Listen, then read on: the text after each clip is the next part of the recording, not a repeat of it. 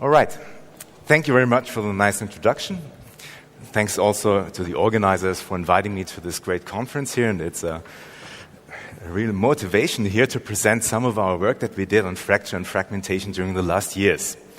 So, looking at the contributions to this conference on fracture and fragmentation, I was quite impressed, as a matter of fact, by the number, and I think this expresses nicely how these methods penetrate different fields of research, as they are very suitable to simulate basically this transition of a continuum to a discontinuum by fracture and fragmentation. To continue, I want to show you basically today impact fragmentations. Fragmentation is a very important process, not only in nature, but also for industrial applications, and we observe it on all kinds of scales, from the atomistic, basically, to the astrophysical scale. To understand why it is working that good, we need a little bit insight into the nature of fracture and brittle disordered materials. And then I want to show you on one single model a number of different studies that we made, first on classical impact fragmentation, which is somehow like a Drosophila of the fragmentation research, then the role of microstructure on the outcome of fragmentation, ways to manipulate fragmentation by manipulating shock waves, as well as subcritical impact fragmentation. So let's start off with explaining why it is so nasty to simulate basically brittle fracture and disordered materials. Well, it is our everyday experience that when you fracture something, that the strength is in principle far from the atomistic limit what it could be, because the material is full of such microscale heterogeneities, disorder, and so on that dominates the process.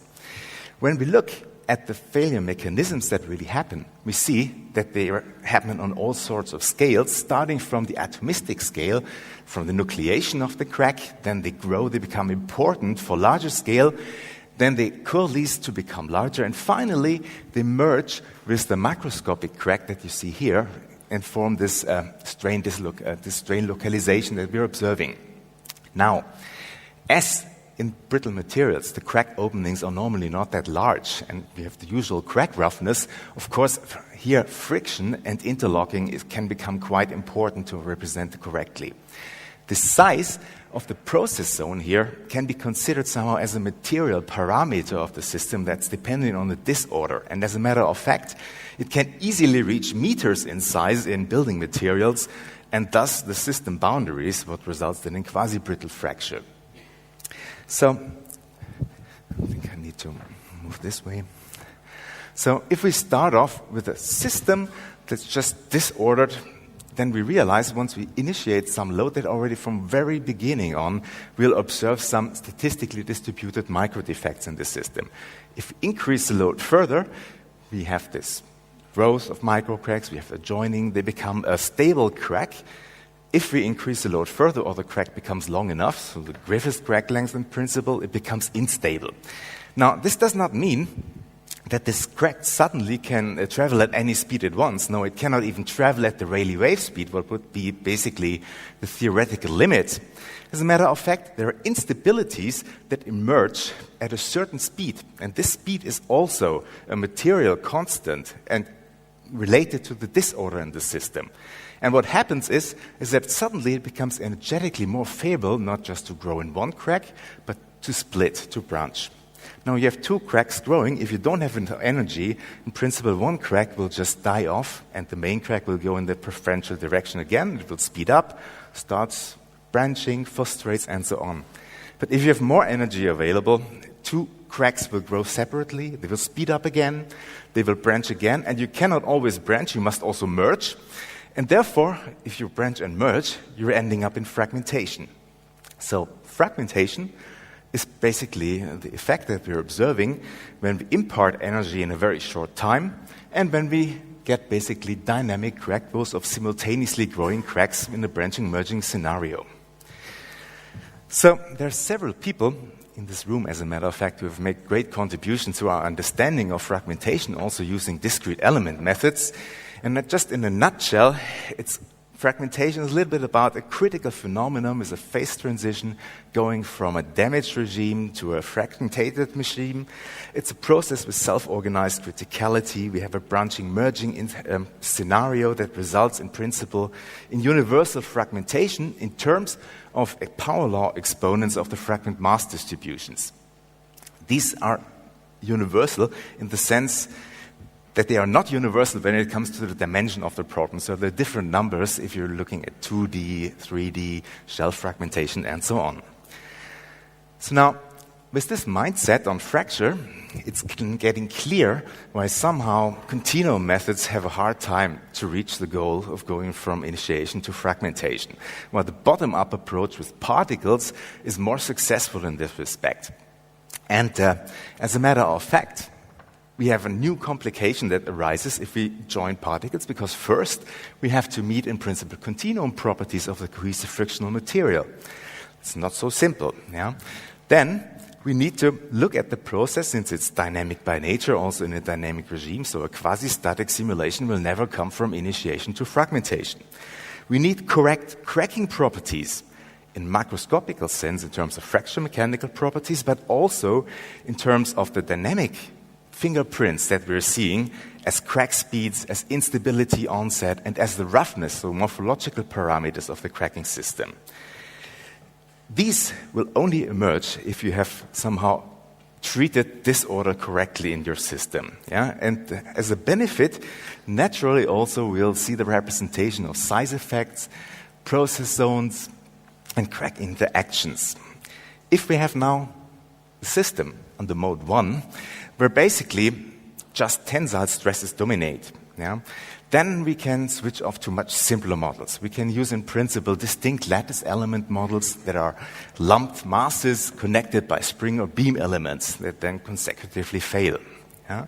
However, if contact becomes important, compressive forces become important, then interlocking becomes important, then as all of you know, we need to switch to particle representations where we look at finite displacement and rotations of particles with contact detection. To get to the cohesive system, there are several strategies. One of the most prominent ones we've seen in many talks over the last days is the parallel bond model, where additionally to our contact springs, we are adding these parallel bonds for shear and for compression tension. And this is in principle where we attack the system that we delete with our failure criterion when we go basically to the discontinuum. Now, of course, there are several improvements to make these systems better with respect to friction interlocking, like, for example, particle clustering, flat joint models, and so on. However, I want to go a little bit in a different direction with the model I'm continuing with and use it as a hybrid between the distinct lattice model and the discrete element model. And there's many names for it: particle lattice model or hybrid model, whatever. Features are quite simple. We have spherical particles that interact via Hertzian contact. We have the centers of the particles connected by beam elements. Yeah. These beam elements, of course, need also an elongative part, so the beam truss elements. We have the bending, and we need the torsional part to it. Here, you see just for an Euler-Bernoulli beam. Yeah? Of course, depending on the dimension of your beams, on your representation of this, different beam theories may become more favorable, like Timoshenko beams or Reddy beam theories, so higher order beam theories. However, they all have the same problem, that basically you need to make transformations between your space-fixed system, body-fixed system, co-moving system, and to avoid singularities there, it's best to represent the story then in quaternion angles. So, like many other discrete element methods, we have a model that basically replaces complicated constitutive relations for the material by quite simple interactions on contacts plus the disorder. And the fact that the outcome of the model for fracture is quite realistic just points at the fact that in principle, from the complexity of the system dynamics, most important features of the fracture arise naturally. So let me show you some simulations on this, but first the model, because this is another complication, of course, with the discrete element method. As you know, you need a system that somehow is good. Good in the sense that you, for example, have a reasonable packing fraction, that you don't have long-range interactions where you don't want them, that you have a homogeneous system, an isotropic system, and that it's free of residual stresses. And to obtain this, there are many possibilities. The procedure we are following is simply we're starting on a quite loose FCC lattice, then we randomize the system, add a center, and add here a central gravitational source to it, so all the particles fly to the center. Then we can trim them. We add contact beams or beams to the system, to the centers, but they have no properties yet because we simultaneously relax the system and switch on the properties of the beams. This does not automatically make it stress-free, so then at the end there follows an annealing. If we have the system, we can cut out parts of it for evaluating its mechanical properties. Just one example here shown in form of a uniaxial tension test to map basically the system to real materials. Now, you see it's not only linear elastic here, there's also fracture associated, but to get to fracture and the strength values, of course, we need to talk about the local failure criterion, which is in principle here used for the beams. This von Mises type criterion that's used a long time already, where we have an elongation threshold, bending threshold, and both follow a certain disorder distribution, here the Weibel distribution with an identical exponent, here the Weibel modulus. All right. Once we have the continuum properties, we can also feed finite element systems again with it and compare the output of the DEM simulation with the finite element one. And we see that for this impact case, we're hitting basically a 10 times stiffer target here. We observe such a curve here for the potential energy that's identical for both methods, as a matter of fact. And now that this is clear that it works, that same thing is represented, we have the advantage of using finite elements to getting a clearer picture about the stresses that are acting before the failure. So at this point here, we have on the left the shear stresses. So we have here in this contact region a large shear zone. If we look at the tensile circumferential stresses, then we see that there is a maximum about d4 to d3 from the, if d is the diameter of the impacting particle from the contact plane. Additionally, what I did not show is that here, superimposed, we have the compressive wave from the shock that goes through the system. And this is becoming quite important when we look at the simulations. But first, let's look at some experiments so that we know what to expect. These are fragmentation or single particle impact fragmentation from literature. We see here, for example, the formation of an impact cone. What we also observe is that there is the formation of such orange slice or wedge-shaped fragments. And the more energy we're imparting on the system, the smaller the angular separation becomes. So we get more and more of these wedge-shaped fragments. And if we have more energy available, we even break down these fragments in a secondary fragmentation stage. Let's look now at the simulation to make this clear. On the left, I've just represented the particles. Here in color is the kinetic energy. So whenever there's a failure, you see it as a burst. On the right, there's just the broken beams.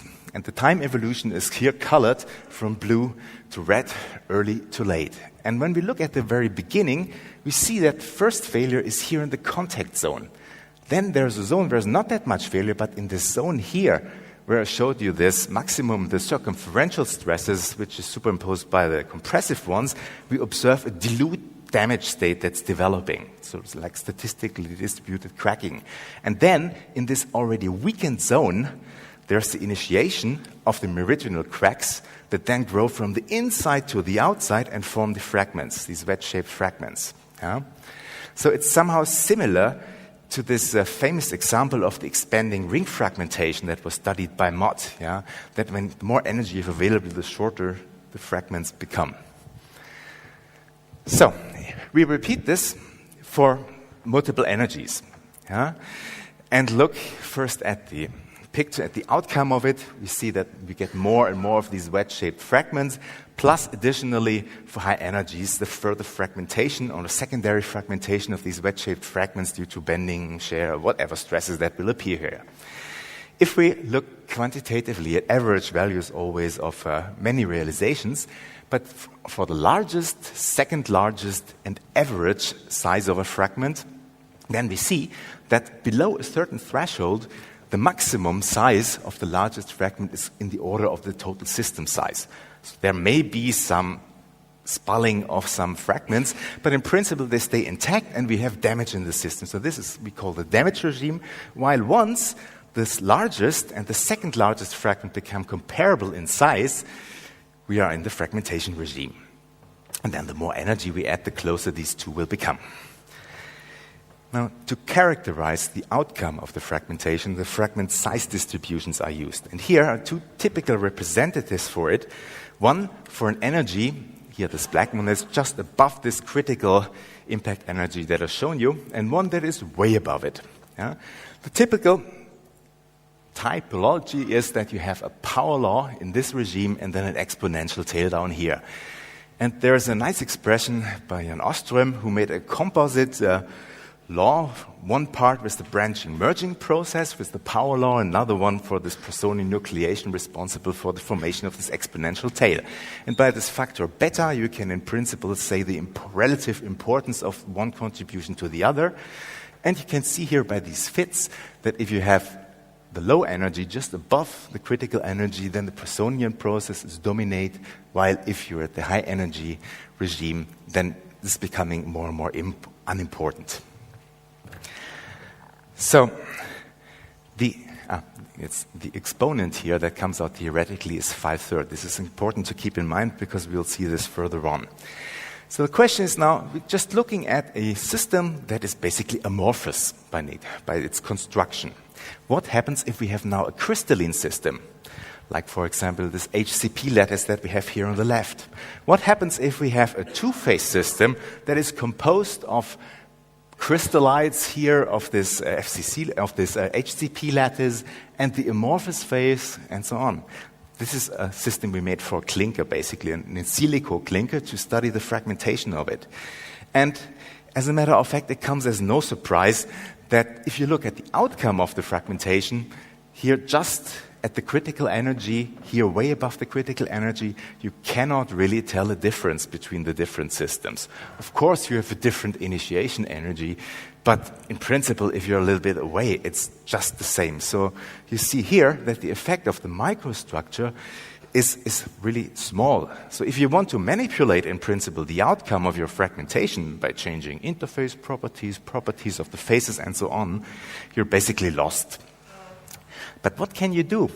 This means this is the whole process, the outcome of the process is dominated by the elastic stress fields that are building up in principle. So what you need to do is you need to manipulate those. You need to manipulate the shock fronts. And as a matter of fact, there's not much time that you have left to do this, so you only have this contact time that here while the particle is impacting on the target. Once it has detached from the target, the story is over again. So what you can do is you can vibrate, in principle, this target, like in a fragmentation of kidney stones, and you can pump in additional wave packets in the system. And here we see, just from finite element calculations, the amount of energy or the magnification in the energy that you can obtain as a function of the wavelengths and the amplitude, and that, in principle, not all frequencies are as good to do this. So this has to do with the eigenmodes and the relative importance of the eigenmodes on the system, how much energy we can pump into it. So on the left, you already know this image. On the right, just the same impact energy, but the vibrating target, and you see the outcome of the fragmentation is entirely different. You have a much more homogeneous distribution of the large fragments. And if we look at the failure evolution at the beams again and their failure times, you'll see also qualitatively a large difference, because now we don't have this meridional crack growth. We have from the bottom, we have like branches, the cracks grow up and they're splitting the system. Yeah? So of course, this also will show up in the statistics. Yeah? First, let's look at the efficiency of the fragmentation in terms of the fragment sizes, largest one, second largest one.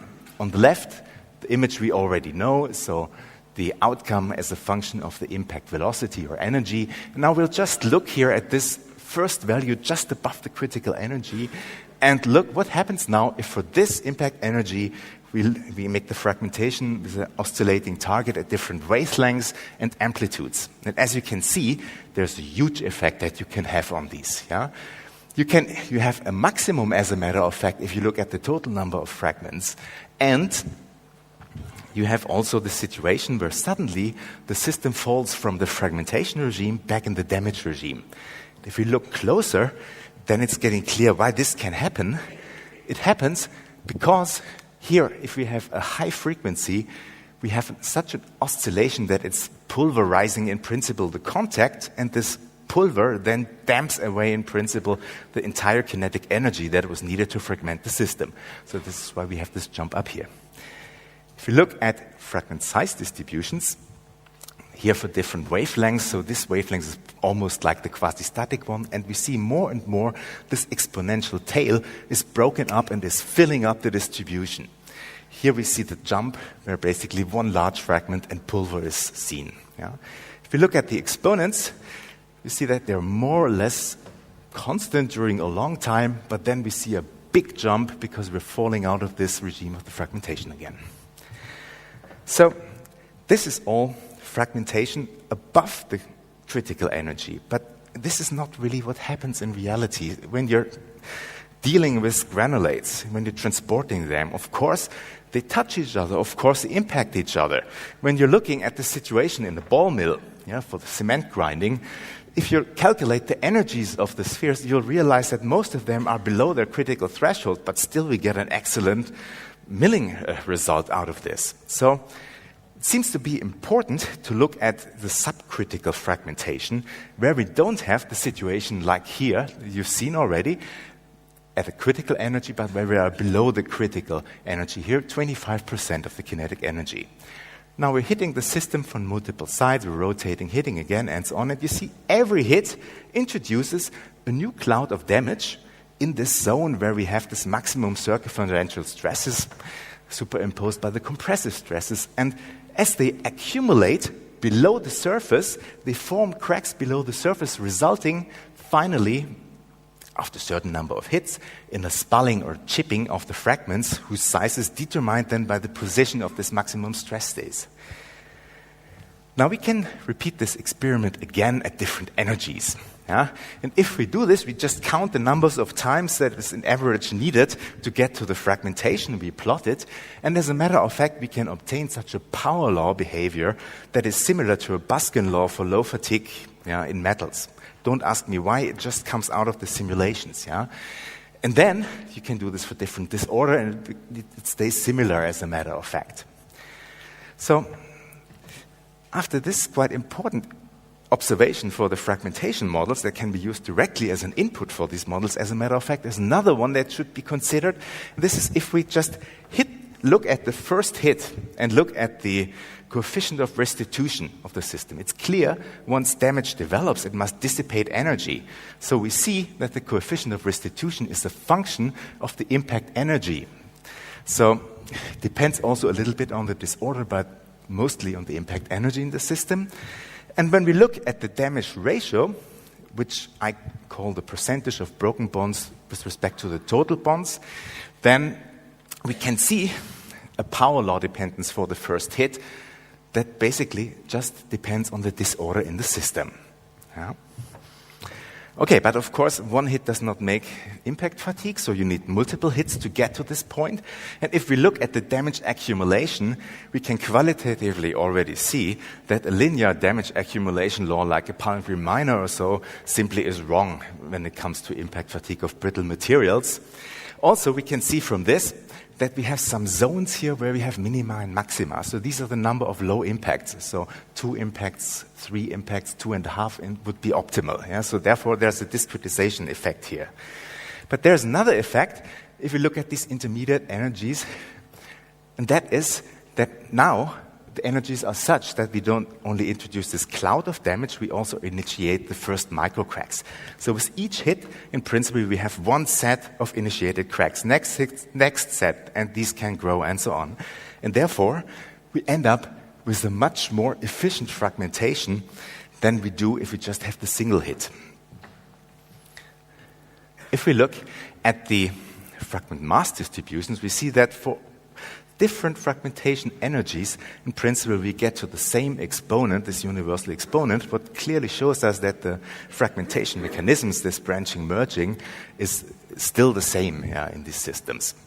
When we look at the efficiency, here as a function of the impact energy, we see that first, of course, when you come from low energies, this chipping off effects result in a large difference of largest and second largest one.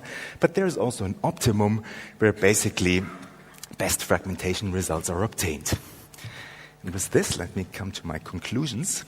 So I showed you that realistic fragmentation simulations for impact fragmentation can be made with discrete elements, that we have an effect of the microstructure on the outcome that is negligible, that we can manipulate the process best if we can manipulate the shock wave configurations, and for the fatigue, that we have a fatigue law that emerges out of the system that was somehow unexpected, and that the outcome of the fragmentation can be significantly improved by multiple impacts on intermediate energies. And with this, I'd first like to thank Hans Hermann and Umberto Campona, with whom I've worked with on these problems for the last years, and you for your attention. Thank you.